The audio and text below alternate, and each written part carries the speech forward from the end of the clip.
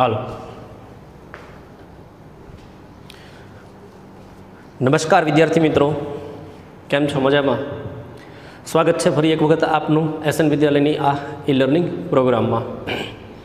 વિદ્યાર્થી મિત્રો, ચેપ્ટર 8 માનવ સ્વાસ્થ્ય અને રોગો, સામાન્ય રોગોનો એક આખો વિભાગ જોયા બાદ જે કહી શકાય કે ભાઈ આપણું શરીર છે એ રોગ સામે કેવી રીતે રક્ષણ મેળવી શકે છે, એના માટે પ્રતિકારકતા અને પ્રતિકારકતાના જે પ્રકાર છે એમાં જન્મજાત અને ઉપાર્જિત પ્રતિકારકતા. બરાબર. હવે આ પ્રકાર શીખ્યા બાદ જે છે એ પ્રતિકારકતા જે છે એમાં આગળ જોઈએ તો સક્રિય અને નિષ્ક્રિય પ્રતિકારકતા એમ બે પ્રકાર જોઈ શકાય છે. એટલે કે શરીર જે છે એ રોગકારક છે એની સામે રક્ષણ મેળવવા માટે જે પ્રતિકાર કરે છે તો એ પ્રતિકાર જે છે એની પદ્ધતિ સક્રિય અથવા તો નિષ્ક્રિય હોઈ શકે છે. હવે એની શેની ઉપર આધાર રાખે છે એ આ ટોપિકમાં આપણે જોવાનું છે. તો ચાલો શરૂ કરીએ આજનું સેશન. વિદ્યાર્થી મિત્રો, વાત કરીએ સક્રિય અને નિષ્ક્રિય પ્રતિકારકતા, તો એમાં જ્યારે યજમાન એટલે કે કોઈ શરીર જે છે એમાં આપણો પણ સમાવેશ થઈ શકે. બરાબર. તો જ્યારે કોઈ યજમાન એન્ટીજનના સંપર્કમાં આવે છે, હવે એન્ટીજન શું છે? ફોરેન પાર્ટિકલ, રોગકારક તરીકે લઈ શકાય. તો એ એન્ટીજનના સંપર્કમાં આવે છે ત્યારે યજમાનના દેહમાં એટલે કે શરીરમાં એન્ટીબોડીનું સર્જન થાય છે. એન્ટીજન છે મિત્રો, એને શોર્ટ ફોર્મ આ રીતે કહી શકાય, એન્ટીજનનું નિર્માણ અથવા એન્ટીજન છે એના સંપર્કમાં આવે તો આ જે એન્ટીજન છે એ જ્યારે શરીર ઉપર એટેક કરે એટલે ફર્સ્ટ ટાઈમ જે છે એના કોન્ટેક્ટમાં આવે ત્યારે શરીર જે છે યજમાનનું એ શું કરે?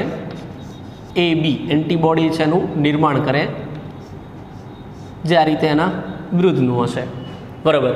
તો એ શું કરે છે? એન્ટીબોડીનું સર્જન થાય છે ત્યારે એન્ટીબોડી નિર્માણ પામે છે. એન્ટીજન જીવંત, મૃત કે અન્ય પ્રોટીન સ્વરૂપે હોઈ શકે છે. ટૂંકમાં આ એન્ટીજન છે એનું સ્વરૂપ કેવું હોઈ શકે? કાં તો એ જીવંત હોય, કાં તો મૃત સ્વરૂપ હોય, અથવા તો પ્રોટીન સ્વરૂપે હોઈ શકે છે. આગળ વાત કરીએ તો આ પ્રકારની પ્રતિકારકતા છે એને શું કહેવાય? સક્રિય પ્રતિકારકતા કહે છે. સક્રિય કોને કહેવાય? જ્યારે શરીર અથવા તો યજમાન દેહ, શરીર અથવા તો યજમાન દેહ એન્ટીજનના સંપર્કમાં આવે ત્યારે એ જે તે એન્ટીજન છે એના વિરુદ્ધમાં એન્ટીબોડી શરીર પોતે બનાવવાની શરૂઆત કરે બી કોષ અને ટી કોષની મદદથી. તો એ જ્યારે આપમેળે જાતે બનાવે છે શરીર એન્ટીબોડી, તો એને શું કહેવાય? સક્રિય પ્રતિકારકતા તરીકે લેવામાં આવે છે. આગળ કહે છે સક્રિય પ્રતિકારકતા ધીમી હોય છે, કારણ કે જે એન્ટીજન હોય એની વિરુદ્ધનું એન્ટીબોડી બનાવવું પડે છે અને તેનો પૂર્ણ પ્રભાવશાળી જે છે પ્રતિચાર કરો પણ કેવો? પૂર્ણ પ્રભાવશાળી. બરાબર. તો પૂર્ણ પ્રભાવશાળી પ્રતિચાર જે છે આપવામાં સમય માંગી લે છે. કારણ શું? કારણ કે બી કોષ ને ટી કોષ જે છે એન્ટીજનના સંપર્કમાં આવે તો પહેલાં એને જુએ છે, એનું સ્કેનિંગ કરે છે, એનો પ્રકાર કેવો છે, એનો આકાર કેવો છે, એનું કદ કેવડું છે વગેરે જેવી માહિતી જે છે એને કંડક્ટ કરે છે અને આ માહિતીના આધારે એ એન્ટીબોડીનું નિર્માણ કરે છે. તો એ એન્ટીબોડી જે છે એનું નિર્માણ થાય ત્યાં સુધી શું થાય? તો કે થોડોક સમય માગી લે છે. એટલે એ પ્રક્રિયા પ્રમાણમાં ધીમી અને પૂર્ણ પ્રભાવશાળી પ્રતિચાર આપે ત્યાં સુધી શું? તો કે સમય માંગી લે છે. બરાબર. થોડોક ટાઈમ લે છે, ઇન્સ્ટન્ટ ના હોય એમ. પ્રતિરક્ષણ દરમિયાન ઈરાદાપૂર્વક જીવાણુઓ જે છે એની રસી આપવી અથવા પ્રતિરક્ષણ દરમિયાન એટલે કે એન્ટીજન છે એની સામે રક્ષણ મેળવવા માટે બરાબર ઈરાદાપૂર્વક જીવાણુઓની રસી આપવી, એટલે આ જીવાણુની રસી આપવી એટલે શું? અથવા તો નૈસર્ગિક એટલે કે કુદરતી રીતે સંક્રમણ દરમિયાન ચેપી જીવોને શરીરમાં દાખલ કરવા એ સક્રિય પ્રતિકારકતાને પ્રેરે છે. શું કહેવા માગે છે અહીંયા? શું હોઈ શકે? તો સમજો, પ્રતિરક્ષણ દરમિયાન એટલે કે જ્યારે શરીર છે એ કોઈ એન્ટીજન છે એની સામે રક્ષણ મેળવે છે. બરાબર. એન્ટીજન છે એને ગુજરાતીમાં પ્રતિજન કહેવાય. પ્રતિજન અને પ્રતિજન સામે જે કહી શકાય કે ભાઈ આપણને રિસ્પોન્સ આપે, પ્રતિચાર આપે છે, અને શું કહેવાય? પ્રતિદ્રવ્ય, એન્ટીબોડી, બરાબર. તો એ જ્યારે કહી શકાય કે આપણે રક્ષણ મેળવવું છે શરીર જે છે એને દ્વારા એન્ટીજન સામે, તો એ દરમિયાન ઈરાદાપૂર્વક જીવાણુઓની રસી આપવી, એટલે કે જે રોગકારક છે ને એના દ્વારા, એટલે મૃત આ રસી જે છે એટલે શું? તો રસી એટલે જે તે રોગકારક છે એના જીવાણુઓને શરીરમાં દાખલ કરવા. ફોર એક્ઝામ્પલ તરીકે હું એમ કહું કે એ પ્રકારનો રોગ છે, એ પ્રકારનો રોગ છે, અને એ પ્રકારના રોગ માટે કોઈ એ પ્રકારના બેક્ટેરિયા જવાબદાર છે. તો એ પ્રકારના રોગ છે એની સામે રક્ષણ મેળવવા માટે એ પ્રકારના બેક્ટેરિયાની થોડીક માત્રા જીવંત સ્વરૂપે અથવા તો મૃત સ્વરૂપે, અથવા તો મેં કીધું થોડીક માત્રા, બરાબર, એને શરીરમાં ઈરાદાપૂર્વક દાખલ કરવામાં આવે, જેથી કરીને એ પ્રકારના બેક્ટેરિયા રોગકારક તરીકે શરીરમાં દાખલ થાય રસીના સ્વરૂપમાં. તો આવા સમયે જે છે બહુ ઓછી માત્રા હોય, જેથી કરીને એ જે એકદમ કહી શકાય કે રોગ સ્વરૂપ ધારણ ના કરે, ઓછી માત્રા, બરાબર. અને એ ઈરાદાપૂર્વક દાખલ કરવાનું છે, એટલે કે રોગકારકોને દાખલ કરવાના છે.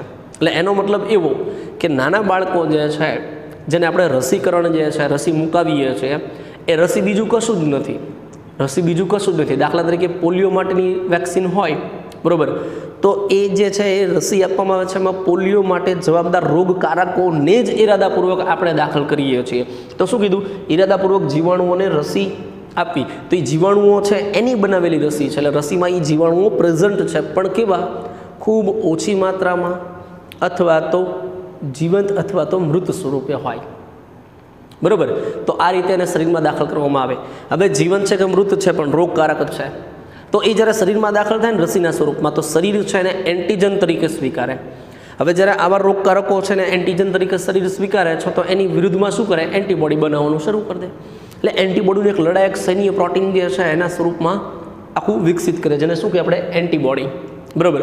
પણ એ એન્ટીબોડી કેવા હશે? Against to antigen. પણ કયા એન્ટીજન? તો એન્ટીજન કોઝિંગ પોલિયો, એટલે જે રોગ છે એના માટે જવાબદાર રોગકારક છે એની વિરુદ્ધમાં શરીર એન્ટીબોડી બનાવી દે. હવે આ એન્ટીબોડી જે છે શરીરમાં ઓલરેડી પ્રિપેર છે, બરાબર. તો આમ જે છે એ એન્ટીબોડીનું એક લડાયક સૈન્ય તૈયાર કરવા માટે ઈરાદાપૂર્વક રોગ આવે એ પહેલાં એ રોગના રોગકારકને ઓછી માત્રામાં રસી સ્વરૂપે જે છે શરીરમાં દાખલ કરવામાં આવે છે. તો કીધું ને કે ભાઈ જીવાણુ જે છે એને શરીરમાં દાખલ કરવામાં આવે છે, બરાબર. હવે એ જે છે ઈરાદાપૂર્વક હોઈ શકે, અથવા તો નૈસર્ગિક સંક્રમણ, એટલે કુદરતી ઇન્ફેક્શન જે છે, કુદરતી વાયરલ ઇન્ફેક્શન આપણે કહીએ, બરાબર. તો કુદરતી સંક્રમણ દરમિયાન ચેપી જીવો જે છે ને શરીરમાં દાખલ કરવા, કાં તો ઈરાદાપૂર્વક રસી સ્વરૂપે હોય ને, કાં તો જે છે જે કહી શકાય કે ભાઈ કુદરતી વાતાવરણની અંદર જે છે ઇન્ફેક્શન છે તો એ શરીરની અંદર દાખલ થવું, બરાબર. આ બે કન્ડિશન છે. તો એને શું કહેવાય? તો કે સક્રિય પ્રતિકારકતા પ્રેરે છે, એટલે કે એ જીવાણુ અંદર જશે, રોગકારકો જશે, તો ઓટોમેટિક શરીર એન્ટીબોડી બનાવશે. એ એન્ટીબોડી બનાવવાની પ્રક્રિયા, એટલે કે એન્ટીજનની વિરુદ્ધમાં શરીરમાં દાખલ થયેલા એન્ટીજનની વિરુદ્ધમાં એન્ટીબોડી બનાવવા છે એને શું કહેવાય? શરીર પોતે બનાવે છે, એટલા માટે તો એને સક્રિય પ્રતિકારકતા કહેવાય. તો તમે રસી આપો અથવા તો કુદરતી ઇન્ફેક્શન લાગે એ દરમિયાન શરીર શું કરે છે? સક્રિય પ્રતિકારકતાને પ્રેરે છે, જેથી કરીને એન્ટીબોડીનું નિર્માણ થાય, બરાબર. તો એ સક્રિય પ્રતિકારકતા છે એવું કહી શકાય. આગળ જોઈએ કે જ્યારે શરીરમાં તૈયાર એન્ટીબોડી દાખલ કરવામાં આવે તો તેને નિષ્ક્રિય પ્રતિકારકતા કહેવાય છે. હવે યાદ રાખજો શું છે. પહેલી કન્ડિશન શું હતી કે જ્યારે એન્ટીજન શરીરમાં દાખલ થાય તો એની વિરુદ્ધમાં એન્ટીબોડી શરીર બનાવે છે, શરીરના કોષ બનાવે છે, એટલે સક્રિય છે પ્રતિકારકતા. પણ હવે એવું છે કે કોઈ રોગ થઈ ગયો છે અને એ રોગ ઉપર કંટ્રોલ મેળવવા માટે એ રોગની વિરુદ્ધના એન્ટીબોડી શરીર નથી બનાવતું, પણ ઇન્જેક્શન દ્વારા જે છે શરીરમાં તૈયાર રેડીમેડ એન્ટીબોડી દાખલ કરવાના છે. પહેલી કન્ડિશન એવી હતી કે રોગકારક જે છે એટલે એન્ટીજનની વિરુદ્ધના એન્ટીબોડી શરીર બનાવતું હોય તો એને સક્રિય પ્રતિકારકતા કહેવાય. પણ શરીર ન બનાવે અને એ એન્ટીબોડી તૈયાર રેડીમેડ દાખલ કરવામાં આવે તો એને શું કહેવાય? નિષ્ક્રિય પ્રતિકારકતા. તો સક્રિય પ્રતિકારકતામાં શરીર પોતે એન્ટીબોડીનું નિર્માણ કરે, એટલે કે શરીરની અંદર એન્ટીબોડી નિર્માણ થાય, અને અહીંયા નિષ્ક્રિયમાં તો કે એન્ટીજન છે રોગકારક છે એની વિરુદ્ધમાં જે એન્ટીબોડી જે છે બનવા જોઈએ શરીરમાં, એ શરીર નથી બનાવતું પણ બહારથી રેડીમેડ તૈયાર દાખલ કરવામાં આવે છે. તો એને શું કહેવાય? નિષ્ક્રિય પ્રતિકારકતા. એમાં શરીર પોતે ન બનાવે પણ એ ડોઝ છે ને બહારથી દાખલ કરવામાં આવે છે, બરાબર. એનું એક્ઝામ્પલ એવું લઈ શકાય. એનું એક્ઝામ્પલ કે દાખલા તરીકે પોલિયો છે એની રસીકરણ આપણે જોઈએ છીએ, બરાબર, તો એ શું છે? સક્રિય પ્રતિકારકતા છે. પણ માનો કોઈ વ્યક્તિને સાપ કરડે છે અને સાપનું જે ટોક્ઝિન જે છે, સાપનું જે ઝેર છે, બરાબર, એ કોઈને કોઈ એન્ટીજન સ્વરૂપમાં શરીરમાં દાખલ થયું છે, તો એની વિરુદ્ધમાં તાત્કાલિક શરીર એન્ટીબોડી ના બનાવી શકે તો એનો એન્ટીડોઝ જે કહી શકાય, બરાબર, એ બહારથી ઇન્જેક્શન દ્વારા આપવામાં આવે અને એ ઝેર સામે શરીર રક્ષણ મેળવી શકે, બરાબર, તો એ બહારથી રેડીમેડ એન્ટીબોડી દાખલ થયા છે એટલા માટે શું થઈ જશે? નિષ્ક્રિય પ્રતિકારકતા. ખ્યાલ આવે છે? તો એ રીતે કહી શકાય છે. શું તમે જાણો છો કે નવજાત શિશુ જે છે એના માટે માતાનું દૂધ કેમ અતિ આવશ્યક ગણવામાં આવે છે? શા માટે? ક્વેશ્ચન માર્ક છે. તો જવાબ છે, જરાક જુઓ કે ભાઈ દુગ્ધ સ્રવણ જે થઈ રહ્યું છે એના પ્રારંભિક દિવસોમાં, શરૂઆતના દિવસોમાં માતાના સ્તનમાંથી સ્ત્રવતું પીડાશ પડતું પ્રવાહી જે છે એને શું કહેવાય? કોલોસ્ટ્રોમ તરીકે ઓળખવામાં આવે છે. એ કોલોસ્ટ્રોમમાં એન્ટીબોડી જે છે IgA, કયો એન્ટીબોડી હશે? માતાના દૂધ શ્રવણ દરમિયાન માતાનું દૂધ છે એમાં કયું હશે? IgA વિપુલ માત્રામાં હોય છે. આ MCQની અંદર પૂછે છે કે અગત્યનું છે, યાદ રાખવા જેવું છે, IgA. અને યાદ રાખવા માટે શું કે નવજાત શિશુ છે એનો મતલબ એની લાઈફની શરૂઆત છે, શરૂઆતના દિવસો છે. તો શરૂઆતના દિવસોમાં માતા જે છે એના દ્વારા પોષણ મેળવે છે. તો શરૂઆતના દિવસોમાં જે એન્ટીબોડી જે છે એના શરીરમાં કયું જોવા મળશે? જે માતા દ્વારા શરીરમાં દાખલ થાય છે બાળકના દૂધ દ્વારા, IgA. અને યાદ રાખવા માટે શું તો કે આલ્ફાબેટની શરૂઆતમાં A હોય, આલ્ફાબેટની શરૂઆતમાં A હોય અને બાળક જે જન્મ પછીની જે લાઈફ સ્ટાર્ટ કરે છે, લાઈફની જર્ની, એ શરૂઆતનો સમયગાળો છે એટલા માટે યાદ રાખવા માટે A. તો IgA છે એ શું તો કે વિપુલ માત્રામાં હોય છે, જે શું કરે તો કે જે શિશુને રક્ષિત કરે છે, બરાબર. આગળ શું કહે છે? ગર્ભાવધિ કાળ દરમિયાન ભ્રૂણને, ગર્ભાવસ્થા છે દરમિયાન ભ્રૂણને પણ જરાયુ દ્વારા માતાના રુધિરમાંથી કેટલાક એન્ટીબોડી પ્રાપ્ત થાય છે. પણ એ કેવા? રેડીમેડ હશે ને, માતાના શરીરમાં બનેલા છે અને બાળકના શરીરમાં દાખલ થઈને રક્ષિત કરે છે બાળકને. તો એ રેડીમેડ દાખલ થઈને રક્ષિત કરતી શું થઈ જશે? તો કે જે નિષ્ક્રિય પ્રતિકારકતા જે છે, શું છે નિષ્ક્રિય પ્રતિકારકતા? એના ઉદાહરણમાં એને લઈ શકાય છે. તો આમ જે કહી શકાય કે જ્યારે શરીર જે છે એ એન્ટીજન છે એની સામે એન્ટીબોડી જે છે એ બનાવે છે, એનું નિર્માણ થાય છે, તો શું કહેવાય? સક્રિય પ્રતિકારકતા. આ પહેલી કન્ડિશન. અને બીજી કન્ડિશન, શરીર એન્ટીજન છે એની વિરુદ્ધમાં, એની સામે એન્ટીબોડી ન બનાવે અથવા બનાવવામાં અસમર્થ હોય ત્યારે શું કરવું પડે? એન્ટીબોડી બહારથી શરીરમાં એટલે દેહમાં દાખલ કરવામાં આવે. પણ કેવા? તૈયાર એન્ટીબોડી બહારથી દાખલ કરવામાં આવે તો એને શું કહેવાય? નિષ્ક્રિય પ્રતિકારકતા. ખ્યાલ આવે છે? તો બે કન્ડિશન છે સક્રિય અને નિષ્ક્રિય માટે. આખો ક્વેશ્ચન ફૂલ માર્કમાં પૂછી શકે અને એકદમ ઇઝી હવે બની જાય જો વ્યવસ્થિત આપણે એને સમજીએ અને તૈયાર કરીએ તો. ખ્યાલ આવે છે? સક્રિય નિષ્ક્રિય પ્રતિકારકતાના જે કહી શકાય કે ભાઈ વ્યાખ્યા અને એની બાબત જે છે એની ચર્ચા કર્યા બાદ હવે વાત કરીએ વિદ્યાર્થી મિત્રો કે ભાઈ રસી જે છે આપવામાં આવે તો એ કેવી રીતે શું છે, એટલે કે રસીકરણ અને પ્રતિકારકતા એ બે વચ્ચે શું સંબંધ છે, કેવી રીતે એને સમજી શકાય. રસીકરણ કે પ્રતિકારકતાનો સિદ્ધાંત પ્રતિકાર તંત્રોની સ્મૃતિના ગુણ પર આધારિત છે. એટલે શું કહેવા માગે છે કે જે રસીકરણની આપણે વાત કરીએ છીએ અથવા તો શરીર જે છે જે પ્રતિકાર આપે છે એ મૂળભૂત પ્રતિકાર તંત્ર જે છે એની સ્મૃતિ એટલે યાદ શક્તિ છે ને એના ગુણ ઉપર આધાર રાખે છે કે એની ક્ષમતા કેવી છે યાદ શક્તિની, બરાબર. રસીકરણમાં રોગ પ્રતિકારક પ્રોટીન, રોગ માટે જવાબદાર જે છે તે, તો રોગ પ્રતિકારક પ્રોટીન એટલે કે રોગકારકનું એન્ટીજેનિક પ્રોટીન જે રોગકારક હોય. દાખલા તરીકે સમજો કે રોગકારક તરીકે કોઈ બેક્ટેરિયા છે તો તો બેક્ટેરિયા હોય તો બેક્ટેરિયાની સપાટી ઉપર જે છે ને આ રીતે એન્ટીજેનિક પ્રોટીન આવેલ હોય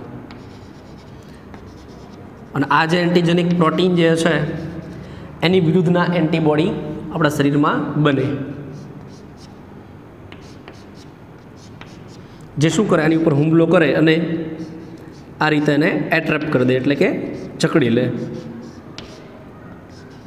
તો જ્યારે એન્ટીજન ને એન્ટીબોડી આ રીતે જોડાઈ જાય ત્યારે આ રોગકારક નિષ્ક્રિય બની જશે, રોગ નહીં ફેલાવી શકે. તો આવી સિચ્યુએશન છે ને શું કહેવાય, તો કે જ્યારે એન્ટીબોડી અને આ બાજુ જે છે વાત કરીએ એન્ટીજન, એન્ટીજેનિક પ્રોટીન એટલે કે એન્ટીજન, બરાબર. તો અહીંયા એન્ટીજન અને એન્ટીબોડી જે છે આ બે જ્યારે જોડાય તો એને શું કહેવાય, એન્ટીજન એન્ટીબોડી કોમ્પ્લેક્સ આવું કહી શકાય. અને ત્યારે શું થાય તો કે એન્ટીજેનિક પ્રોટીન છે એ રોગની ફેલાવાની જે ક્ષમતા છે ગુમાવી દે, જેથી આપણને રક્ષણ મળે છે. તો એ જરૂરી છે. તો એને એન્ટીજન એન્ટીબોડી રિએક્શન કહી શકાય છે, બરાબર. તો બે કોમ્પ્લેક્સ બનાવે છે. તો આ રીતે જે છે શું કહી શકાય, તો કે રસીકરણની અંદર શું થાય તો કે રોગ પ્રતિકારક પ્રોટીન એટલે કે રોગકારક જે છે એનું એન્ટીજેનિક પ્રોટીન એટલે કે એની સપાટી ઉપર આવેલ જે આ એન્ટીજેનિક છે પ્રોટીનની વાત કરે છે કે અથવા નિષ્ક્રિય અથવા તો નબળા કરેલા રોગકારક જે છે, રોગકારક એટલે કે રસીના સ્વરૂપમાં તૈયાર કરી શરીરમાં દાખલ કરાય છે.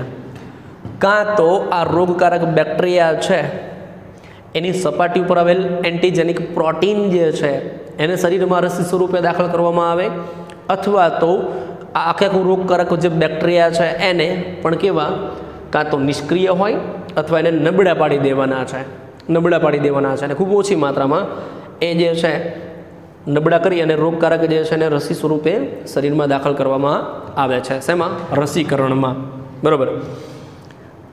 આ એન્ટીજન વિરુદ્ધ શરીરમાં હવે શું થાય કે જો આ રીતે આપણે રસી સ્વરૂપે શરીરની અંદર આ એન્ટીજેનિક પ્રોટીન અથવા તો કોઈ નિષ્ક્રિય અથવા તો નબળા રોગકારક જે છે એને શરીરમાં દાખલ કરી દીધું, ચલો તો શું થાય તો આ એન્ટીજન છે એની વિરુદ્ધમાં શરીરમાં ઉત્પન્ન થતા એન્ટીબોડી જે છે એ વાસ્તવિક ચેપ દરમિયાન રોગકારકોની અસર જે છે એને નાબૂદ કરે છે. એટલે ખરેખર શું થશે કે આ રીતે જે છે રસીકરણ દ્વારા શરીરની અંદર આવા રોગકારક અથવા તેના એન્ટીજેનિક પ્રોટીન દાખલ કર્યું હશે તો એની વિરુદ્ધમાં જે તે શરીર છે એ શું કરે, એન્ટીબોડી જે છે એનું લડાયક સૈન્ય તૈયાર કરી દેશે. હવે લડાયક સૈન્ય તૈયાર તો છે જ, હવે ભવિષ્યમાં પણ ક્યારેક ખરેખર આ એન્ટીજન છે, બરાબર, એની વિરુદ્ધ જે છે ઉત્પન્ન થયેલ એન્ટીબોડી જે છે શું કરે તો કે જ્યારે વાસ્તવિક આ તો આપણે રસી જે છે તો ઈરાદાપૂર્વક દાખલ કરી છે રસીકરણ દરમિયાન, બરાબર. ખરેખર જે વ્યક્તિ છે બાળપણમાં રસી આપવામાં આવેલી છે એને ભવિષ્યમાં ખરેખર આવો કોઈ ચેપ લાગુ પડે તો એ દરમિયાન એના શરીરમાં તૈયાર જે એન્ટીબોડી જે છે ઉત્પન્ન થતા એન્ટીબોડી જે છે શું કરે તો કે રોગકારક છે એની અસરને નાબૂદ કરી દે, એટલે રોગ લાગુ પડે નહીં. તો આ કેવું પાણી પહેલાં પાળ બાંધવાની રીત થઈ એવું કહી શકાય. એ ઉદાહરણ સાર્થક થશે કે ભાઈ રોગ આવે એ પહેલાં રોગ જે કારક જે છે એની વિરુદ્ધના રોગ નિવારક જે કહી શકાય કે એન્ટીબોડી છે એને આપણે તૈયાર રાખીએ, જેથી કરીને રોગ આવે તો એની સામે સીધું જ રક્ષણ આપણને મળી રહ્યો છે, બરાબર. આ રસી પણ સ્મૃતિ આધારિત બી અને ટી કોષ સર્જે છે. રસી શું કરશે તો કે સ્મૃતિ યાદશક્તિ આધારિત જે છે એ આજે એન્ટીજેનિક પ્રોટીન અથવા તો એન્ટીજન તરીકે આ બેક્ટેરિયા પોતે, બરાબર, રોગકારક આની વિરુદ્ધમાં યાદશક્તિ ધરાવતા એવા બી કોષને ટી કોષ છે એનું નિર્માણ કરે છે, જે રોગકારકોને ઝડપથી ઓળખી વિપુલ માત્રામાં એટલે વધુ માત્રામાં નવા એન્ટીબોડી જે છે એનું સર્જન કરી હુમલાખોર એન્ટીજન છે એને હરાવી દે, એટલે એની સામે રક્ષણ આપે. આગળ શું કહે છે, જ્યારે કોઈ વ્યક્તિ એવા કોઈ ઘાતક જીવાણુઓ જે છે એનાથી સંક્રમિત થાય છે, કોઈ વ્યક્તિ છે જે કોઈ રોગકારક છે, ઘાતક જીવાણુ છે રોગકારક, બરાબર, એનાથી સંક્રમિત થાય છે ત્યારે તેને તાત્કાલિક ધોરણે એન્ટીબોડી જે છે એની આવશ્યકતા હોય છે. એના શરીરમાં તાત્કાલિક એન્ટીબોડી જે છે એની આવશ્યકતા ઊભી થશે, બરાબર. જેમ કે ટીટેનસ એટલે કે શું કહી શકાય ધનુર આપણે જે કહીએ છીએ, ક્યારે પણ આપણે પડી જાય અને કદાચ કંઈ વાગે, બરાબર, તો એ દરમિયાન હોસ્પિટલ ચાલો પહેલું કામ શું થાય તો કે ધનુરનું ઇન્જેક્શન આપવામાં આવે. તો એવા કિસ્સામાં તે વ્યક્તિના શરીરમાં તૈયાર એન્ટીબોડી કે એન્ટીટોક્સિન જે છે, વિષકારક પદાર્થ જે છે એને દાખલ કરવામાં આવે છે.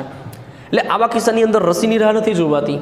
આવા રોગ જે છે, ધનુર જે છે, બરાબર, તો આવા કિસ્સાની અંદર જે છે એ શું થાય તો તાત્કાલિક કંઈ શરીર જે છે નવા એન્ટીબોડી તરત નહીં બનાવે ને, વાર લાગશે, બરાબર. તો સક્રિય પ્રતિકારકતામાં થોડીક પ્રક્રિયા ધીમી હોય તો એ દરમિયાન શું થાય, જો એડવાન્સથી જે છે રસીકરણ તો વાંધો નહીં, પણ આવા અમુક રોગ છે એમાં કેવું છે તો કે તાત્કાલિક ધોરણે એન્ટીબોડીની જરૂર પડે. તો એવા કિસ્સાની અંદર જે છે જે તે વ્યક્તિ છે, દર્દી છે, એને શું કરવું પડે તો એન્ટીબોડી જે છે જે તૈયાર છે, બરાબર, તૈયાર છે એન્ટીબોડી, એને શરીરમાં સીધા દાખલ કરવા પડે છે.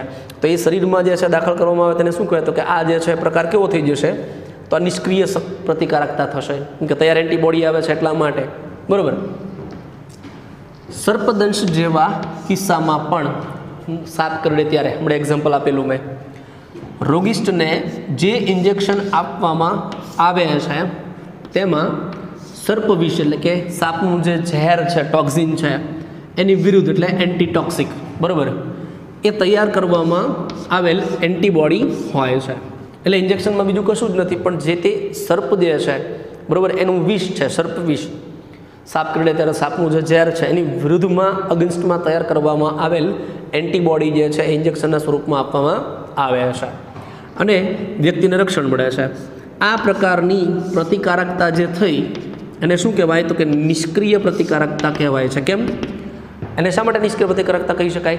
કારણ કે વ્યક્તિના શરીરમાં એન્ટીબોડીનું નિર્માણ નથી થયું, રેડીમેડ એન્ટીબોડી દાખલ કર્યા છે આપણે ઇન્જેક્શનના સ્વરૂપમાં, તો એ શું થશે? નિષ્ક્રિય પ્રતિકારકતા.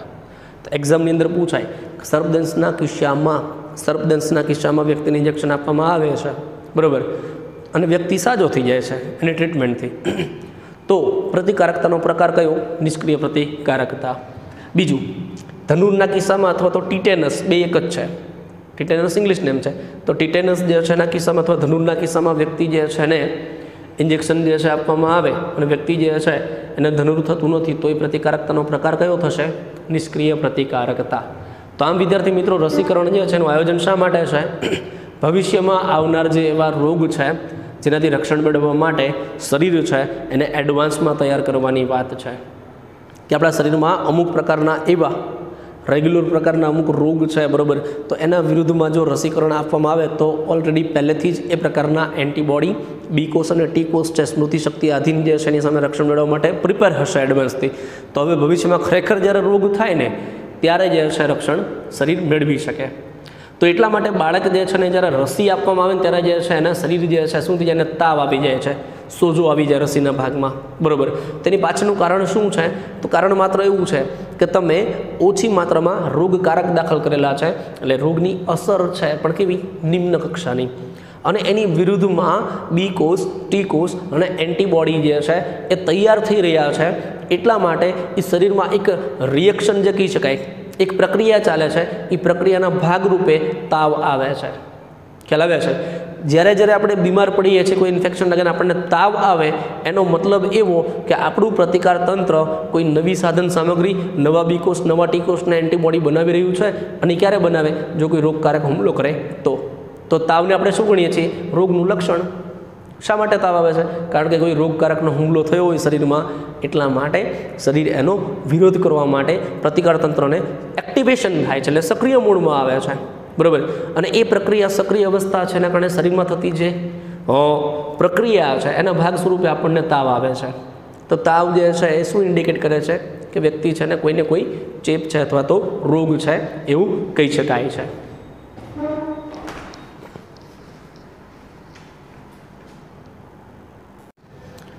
વિદ્યાર્થી મિત્રો, રસીની તો આપણે વાત કરી, પણ આ રસી કેવી રીતે બનાવવામાં આવે છે એ અગત્યનું છે આપણા માટે. તો શું કહે છે? પુનઃસંયોજિત ડીએનએ ટેકનોલોજી દ્વારા, એને શોર્ટ ફોર્મ શું કહી શકાય? એનું પુનઃસંયોજિત ડીએનએ ટેકનોલોજી કીધું છે એને કહેવાય, એ છે ખરેખર રિકોમ્બિનન્ટ ડીએનએ ટેકનોલોજી. બરાબર, જેને શું કહેવાય RDNA ટેકનોલોજી, RDNA ટેકનોલોજી તરીકે લઈ શકાય. હવે તો એના દ્વારા શું, તો કે એના દ્વારા જીવાણુ કે યીસ્ટમાં રોગકારકની એન્ટીજેનિક પોલીપેપ્ટાઇડ શૃંખલા સંશ્લેષિત કરવામાં આવે છે.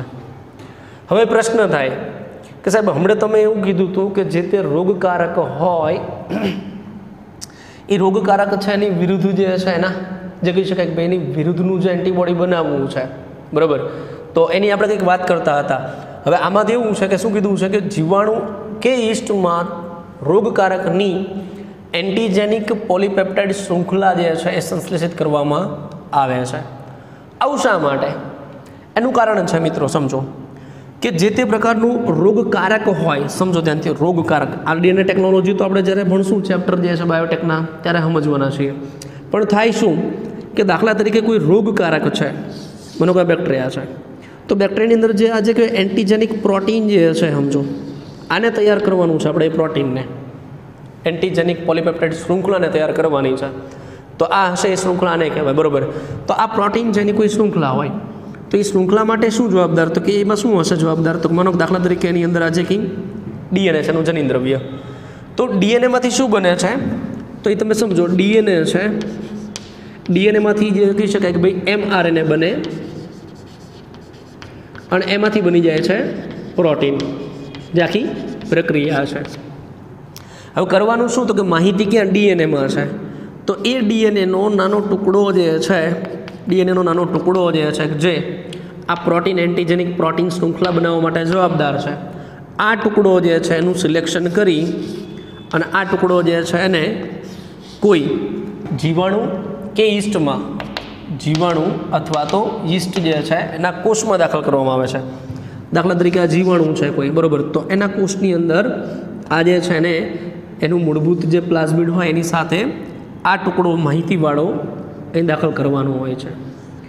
જેથી કરીને શું થાય કે આ જીવાણુ જે છે જેટલું પણ પ્રોટીન બનાવે એમાં અહીંથી પ્રોટીન બનતું રહે છે અને એ પ્રોટીન શૃંખલા બને છે એને શું કરવાનું છે, એને અલગ કરવાની છે અને એ શુદ્ધિકરણ કરી અને કમ્પ્લીટ કરીને એને શું કહે, તો કે એન્ટીજેનિક પોલીપેપ્ટાઇડ શૃંખલા તરીકેનો ઉપયોગ કરવામાં આવે છે એઝ અ રસી તરીકે, બરાબર. આ રીતે રસીનું મોટા પાયે ઉત્પાદન શક્ય બન્યું છે, પોસિબલ છે આ રીતે. હવે આ બેક્ટેરિયાનો જેમ જેમ ઉછેર કરતા જઈએ એમ પ્રોટીન જે છે એની નિપજ સ્વરૂપ વધુ ને વધુ મળતી જશે પોલીપેપ્ટાઇડ શૃંખલાની, જેને આપણે એન્ટીજેનિક પોલીપેપ્ટાઇડ શૃંખલા તરીકે રસી તરીકે ઉપયોગ કરી શકીએ છીએ. અને તેથી પ્રતિકારકતાના હેતુસર રસી જે છે એની ઉપલબ્ધિ ખૂબ વધી છે. તો એ જે છે એનો મતલબ શું, સમજો ધ્યાનથી. એ એક્ઝામ્પલ આપે છે, ઉદાહરણ આપે છે કે હિપેટાઇટિસ બી છે, હિપેટાઇટિસ બી છે એની રસી યીસ્ટમાંથી બનાવવામાં આવે છે. એનો મતલબ એવું ને કે યીસ્ટ રોગકારક છે ના, જે તે રોગકારક હોય એ રોગકારક છે, બરાબર, એ રોગકારકના શરીર સપાટી ઉપર જે એન્ટીજન છે એ કોઈ પ્રોટીનના સ્વરૂપમાં છે. હવે એન્ટીજન માટે જવાબદાર જે પોલીપેપ્ટાઇડ શૃંખલા છે એ શૃંખલા પ્રોટીનની છે, તો એના માટે કોઈ mRNA જવાબદાર હોય અને એની માહિતી ક્યાં, તો કે DNAના ટુકડામાં આવેલી હોય. તો એ DNAનો ટુકડો લઈ અને એને જે છે આ રિકોમ્બિનન્ટ DNA ટેકનોલોજીની મદદથી, કેવી રીતે તો ચેપ્ટરમાં શીખશું, પણ આ ટેકનોલોજી છે એની મદદથી એને જીવાણુ અથવા તો યીસ્ટ જે છે એના કોષની અંદર દાખલ કરી દેવામાં આવે છે. જેથી કરીને હવે જીવાણુ કે યીસ્ટના કોષની જેમ જેમ 1માંથી 2, 2માંથી 4, 4માંથી 8 એમ ડબલ ને ડબલ એનું ગુણન થશે, એટલા જ પ્રમાણમાં ઓલી પોલીપેપ્ટાઇડ શૃંખલા છે એ પણ વધુ માત્રામાં મળતી જશે. એટલે મોટા જથ્થામાં જે છે આપણને પોલીપેપ્ટાઇડ શૃંખલા મળે, જેનું અલગીકરણ અને શુદ્ધિકરણ કર્યા બાદ એક રસી તરીકે આપણે એનો ઉપયોગ કરવો હોય તો કરી શકાય. તો મોટા જથ્થામાં એનું ઉત્પાદન જે છે શક્ય બન્યું છે, જે આપણે ક્યાં ભણવાના છીએ, તો કે બાયોટેકનોલોજી,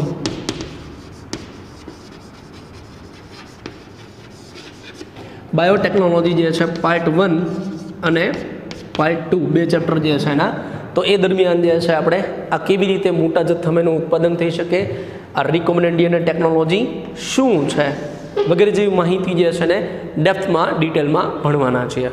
વાત કરીએ આજના સેશનની વિદ્યાર્થી મિત્રો, તો આજના સેશનની અંદર આપણે જોઈશું તો કે સક્રિય અને નિષ્ક્રિય પ્રતિકારકતા.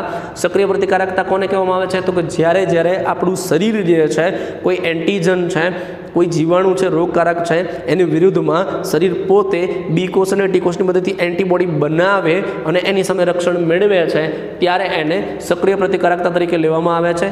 જે પ્રમાણમાં કેવું છે તો કે ધીમી પ્રક્રિયા છે, સમય માંગી લેવી છે, બરાબર. પણ એવું બને છે કે સર્પદંશના કિસ્સામાં અથવા તો જે કે ધનુરના કિસ્સામાં વ્યક્તિને તાબડતોબ એટલે કે તાત્કાલિક જે છે સારવારની જરૂર પડે છે. એવા કિસ્સામાં એને ઇન્જેક્શન દ્વારા જે તે રોગની વિરુદ્ધના, જે તે રોગ છે એના રોગકારકની વિરુદ્ધના એન્ટીબોડી તૈયાર છે તો રસી જે છે એટલે કે ઇન્જેક્શન દ્વારા સીધા જ તૈયાર એન્ટીબોડી આપવામાં આવે છે, જેથી કરીને શરીર એન્ટીબોડી નથી બનાવતું પણ એ તૈયાર એન્ટીબોડીનો ઉપયોગ કરીને શરીર પ્રતિચાર આપે છે અને વ્યક્તિ જે છે સ્વસ્થ થઈ શકે. તો આવો કિસ્સો છે ને શું કહી શકાય છે? તો એ કિસ્સાની અંદર એને નિષ્ક્રિય પ્રતિકારકતા તરીકે લઈ શકાય છે. તો સર્પદંશનો કિસ્સો નિષ્ક્રિય પ્રતિકારકતામાં આવશે, ધનુરનો કિસ્સો નિષ્ક્રિય પ્રતિકારકતામાં આવશે, અને બાળક જે છે ને માતાના શરીરમાંથી રુધિર દ્વારા મળતા એન્ટીબોડી અને દૂધ જે છે, કોલોસ્ટ્રોમ જે છે એમાંથી મળતા આઈજી એન્ટીબોડી જે છે રક્ષણનું કામ કરે, તો એ શું છે? નિષ્ક્રિય પ્રતિકારકતાનો ભાગ ગણી શકાય છે. તો આમ સક્રિય અને નિષ્ક્રિય પ્રતિકારકતા, અને એમાં જે આપણે જોયું છે કે ભાઈ માનો કે શરીર જે છે એને તાત્કાલિક જરૂર પડે છે રસીની, કેમકે બાળપણમાં આપણે રસીકરણનો જે કાર્યક્રમ છે તો એ વિચારો કે રોજની કેટલા પ્રમાણમાં રસી જે છે કેટલા બધા બધી સંખ્યા વધતી જાય છે, બરાબર. જન્મદર વધતો જાય છે, તો જન્મદરમાં દરેક વ્યક્તિને પર્યાપ્ત માત્રામાં રસી મળી રહે એટલા માટે દર વખતે રોગકારક ગોતવા જવાની જરૂર નથી. માત્ર એ રોગકારક છે એની સપાટી ઉપર જવાબદાર આ એન્ટીજેનિક પ્રોટીન શૃંખલા જે છે, પોલિપેપ્ટાઇડ શૃંખલા, એ શૃંખલા ગોતવાની, અને એ શૃંખલા માટે જવાબદાર mRNA, અને આ mRNA જે છે એની માહિતી DNAમાં ક્યાં આવેલી છે એ માહિતી જે છે એટલો જ ભાગ અગત્યનો છે. એ માત્ર ને માત્ર એક રોગકારકમાંથી એ ભાગ લઈ અને એને મલ્ટીપ્લાય કરવામાં આવે એટલે એની ઘણી બધી કોપી બને, ત્યારબાદ એને શું કરવામાં આવે છે? ટ્રાન્સફર કરવામાં આવે છે. શેમાં? તો કે જીવાણુ કે ઈસ્ટના કોષમાં. હવે જીવાણુ ઈસ્ટના કોષ જેમ જેમ એની સંખ્યામાં વધારો કરે, સફળતાપૂર્વક એક વખત ટ્રાન્સફર થઈ જાય, બરાબર, તો જેમ જેમ એની સંખ્યા વધશે એમ આપણને પોલિપેપ્ટાઇડ શૃંખલા વધુ માત્રામાં મળશે, જેને શું કહીએ તો કે વધુ મોટા પાયા જે છે એનું ઉત્પાદન થઈ શકે, અને જેથી પ્રતિકારકતાના હેતુ માટે જે છે એ રસી જે છે એની ઉપલબ્ધિ ખૂબ વધી છે. તો એની પાછળનું કારણ શું છે? બાયોટેકનોલોજીનો સિદ્ધાંત છે, જેને ડિટેલમાં આપણે બાયોટેકનોલોજીના જે ચેપ્ટર ભણવાના છે એમાં જોઈશું. તો વિદ્યાર્થી મિત્રો, આજના સેશન માટે કહીએ તો અહીં સુધી રાખીએ છીએ. નેક્સ્ટ સેશનમાં જ્યારે આપણે મળીશું ત્યારે વળી પાછો આ જ ચેપ્ટર છે નવો ટોપિક જે છે એની ચર્ચા કરીશું. ત્યાં સુધી આવજો અને વાંચતા રહેજો.